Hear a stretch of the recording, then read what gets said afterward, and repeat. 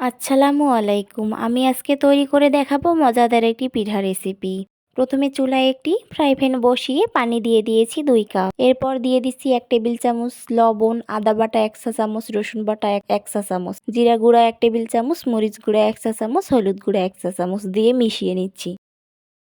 এরপর বলক চলে আসলে ধনেপাতা 1 কাপ দিয়ে দিয়েছি। দিয়ে ভালোভাবে মিশিয়ে নিয়েছি। পানিগুলো ভালো করে ফুটে আসলে চালের গুঁড়া 3 কাপ দিয়ে দিতে হবে।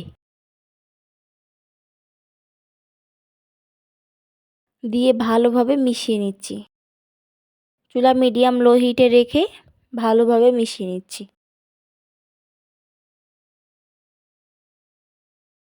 মেশানো হয়ে গেলে ঢেকে রাখবো 5 মিনিট।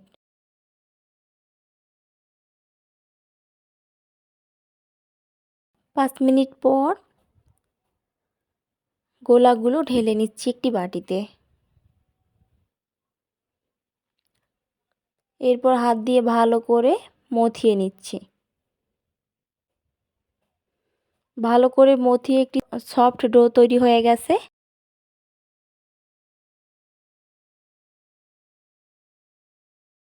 এবার অল্প অল্প করে নিয়ে একটি রুটির মতো বেলে নেব।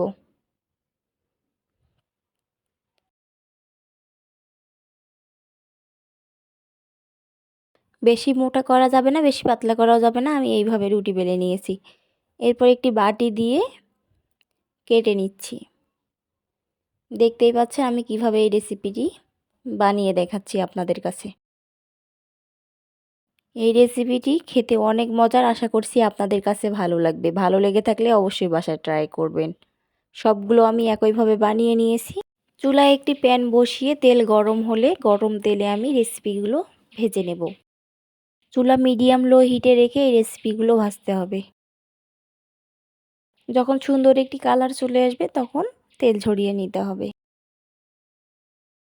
দেখতেই পাচ্ছেন এই রেসিপিটি কত সুন্দর ফুলে উঠতেছে।